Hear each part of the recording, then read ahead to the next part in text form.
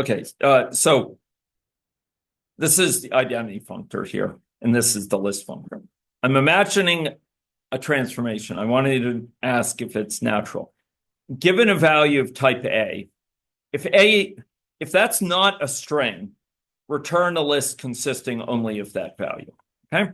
So this is what's called the identity functor. It is a type of functor. It maps ints to ints, bools to bools, etc. And so I'm asking, is there a natural transformation from this to this? So the issue is, if I have a type A and A is not a string, just it's a very simple rule. Then we just pack it up into a singleton list. That's actually what this functor. This is actually a valid functor. List to val, val to list.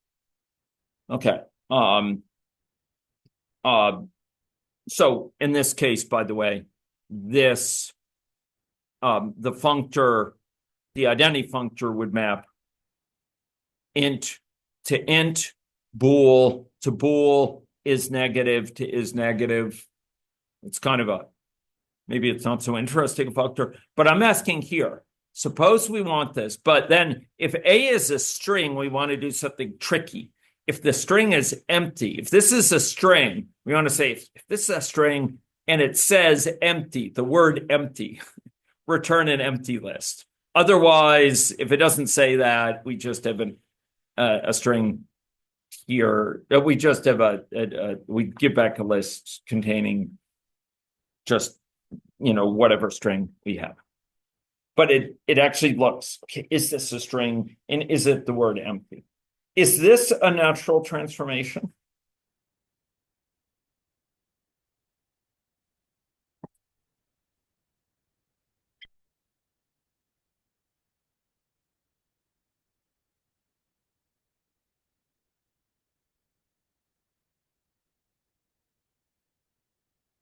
Okay, remember, natural transformations deal with mappings. They deal with mappings. We'll go back to the basics. They deal with mappings. So here, F is identity, so it maps ints to ints, bools to bools, is negative to is negative. Right?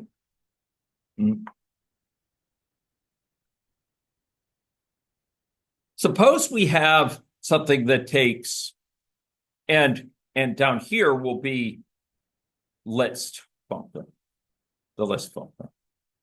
We know how to lift things to that. Okay.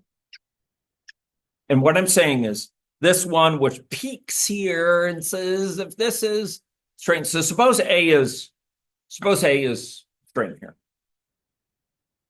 And suppose B is int. Right? So I'm saying, suppose F, the function F, is a string, and suppose it's just for length, like it just has the length of the string. So now we have here string, right? Int. What is we have identity functor, so this is just string. This is int, and this is length. Are we okay with that? This is that funky rule that we said. If it says empty, quote empty as the string, then we turn it into an empty list. Otherwise, we turn it into a list that contains the string.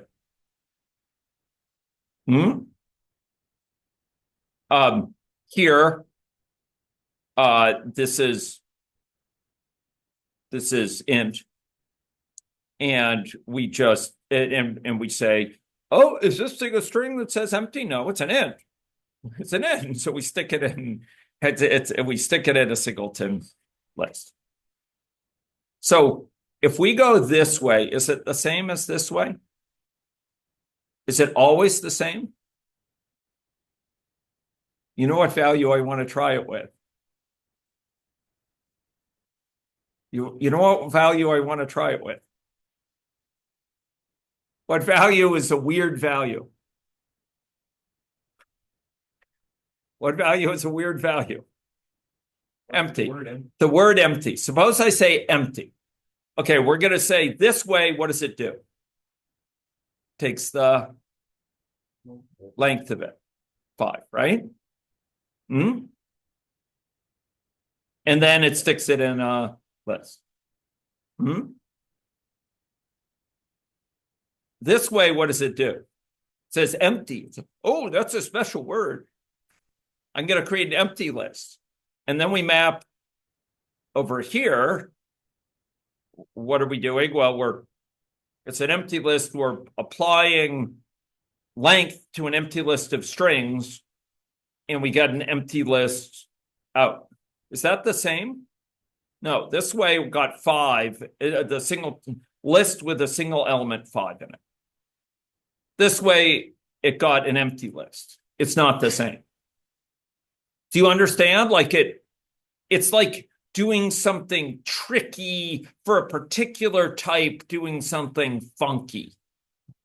If it had the same rule, like it just put it into an empty list, whatever was here, or sorry, put it into a singleton list, everything would be fine. It would commute fine.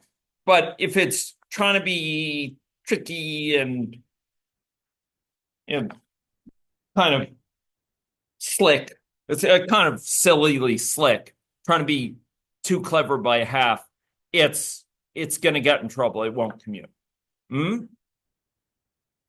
So if we have the exact same rule for all types, we cannot specify any special cases. That's what parametric polymorphism gives you.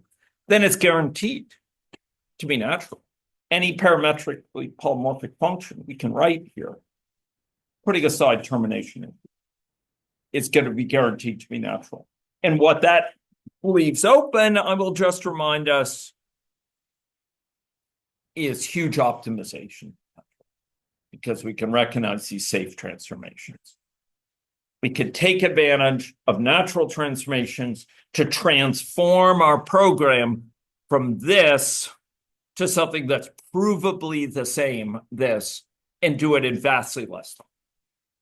And that's why functional programming opens up all these opportunities. And functional programming methods, not just languages, open up all these opportunities for optimizations that are provably sound, but really powerful in terms of their impact on runtime. Okay? Are we okay with this? Okay, I'm going to stop this and we'll begin office hours.